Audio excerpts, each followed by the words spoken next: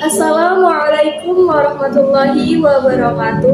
Saya Sri Widyaningsih dengan NIM 0101221015. Saya adalah mahasiswi Prodi KPIA semester 1. Dalam video ini saya akan memperkenalkan hadis Nabi untuk memenuhi tugas mata kuliah hadis oleh Bapak dosen Bapak Muhammad Iqbal Abdul Muin LC.MA. Langsung saja, berikut definisi hadis, sunnah, khobar, atsar, dan bid'ah. 1.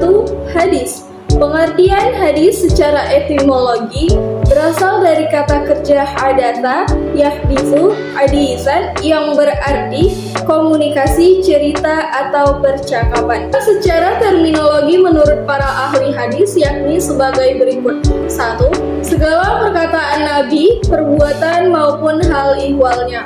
Hal ihwal di sini berarti pemberitaan tentang Nabi. Yang kedua, segala sesuatu yang bersumber dari Nabi SAW, baik perkataan, perbuatan, takrir maupun sifatnya. Yang ketiga, sesuatu yang dilandaskan kepada Nabi, baik berupa perkataan, perbuatan, takrir, dan sifatnya. 2. Sunnah. Secara etimologi, sunnah berarti jalan lurus yang berkesinambungan, yang baik maupun yang buruk. Sunnah secara terminologi menurut para ulama yaitu 1. Jalan atau kebiasaan yang baik atau jelek. Yang kedua, jalan yang ditempuh baik terpuji maupun tercela. Yang ketiga, jalan yang lurus atau benar. Pengertian sunnah secara terminologi menurut muhaddisin adalah segala sesuatu yang dikaitkan dengan Nabi, baik berupa perkataan, perbuatan, bentuk fisik moral maupun perjalanan hidupnya, dari sebelum diangkat menjadi Rasul sampai sesudah diangkat menjadi Rasul. 3. Khobar. Khobar secara etimologi berarti an-naba, yaitu berita. Khobar secara terminologi terdapat 3 pendapat, yaitu 1. Khobar adalah sinonim dari hadis. Yang kedua, berbeda dengan hadis. Jika hadis adalah segala sesuatu yang disandarkan kepada Nabi, maka khobar adalah segala sesuatu yang disandarkan kepada selain Nabi, namun atas dasar dengan muhaddisin. Yang ketiga, khobar lebih umum dari hadis. Sedangkan khobar secara istilah menurut Ibnu Hajar al-Asqalani adalah hadis-hadis yang termasuk marfu', mauquf, dan maqtu'. 4. Atsar. Secara etimologi berarti baqiyat al-sya'i yang artinya sisa atau peninggalan sesuatu. Sedangkan secara terminologi terdapat 2 pendapat, yaitu 1.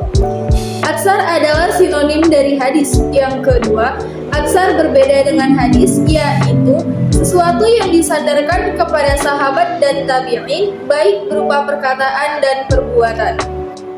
5. Bid'ah. Bid'ah berasal dari kata kerja bada'a ya bada'u bid'ah, yang berarti menciptakan sesuatu yang belum pernah ada atau tanpa contoh. Sedangkan secara terminologi, bid'ah berarti sesuatu yang diadakan manusia, baik berupa ucapan, perbuatan, dalam masalah agama dan bukan bersandarkan kepada Al-Quran dan Sunnah Rasul. Kedudukan dan fungsi hadis. Menurut jumhur ulama, hadis berkedudukan sebagai sumber atau dalil kedua setelah Al-Quran dan mempunyai kekuatan untuk ditaati serta mengikat seluruh umat Islam. Sedangkan fungsi hadis yang utama yakni menjelaskan Al-Quran, sebagaimana ditandaskan dalam Quran Surah An-Nahl ayat 44. Imam Ahmad berpendapat bahwasannya kita tidak akan bisa memahami keseluruhan Al-Quran tanpa melalui Al-Hadis. Imam Al-Syatibi juga berpendapat bahwasannya kita tidak akan bisa mengistinbat atau mengambil kesimpulan dari hukum yang ada dalam Al-Quran tanpa melalui Al-Hadis. Contoh fungsi hadis terhadap Al-Quran. Dalam Quran Surah Al-Baqarah ayat 43 Allah berfirman, "Maka dirikanlah sholat, tunaikanlah zakat, dan rukulah bersama orang-orang yang ruku." Dalam ayat ini Allah menyuruh umat muslim agar mendirikan sholat, namun tidak dijelaskan cara sholat itu sendiri. Maka ditemukan dalam salah satu hadis riwayat Imam Bukhari mengatakan, "Shallu kama ra'aitumuni usolli." Salatlah kamu sebagaimana kamu melihat aku salat. Dalam hadis ini sudah dijelaskan bahwasannya cara salat itu adalah kita seperti mengikuti Rasulullah itu salat. Demikian penjelasan singkat oleh saya. Apabila masih terdapat banyak kesalahan, saya mohon maaf karena saya juga hanya manusia biasa. Wassalamualaikum warahmatullahi wabarakatuh.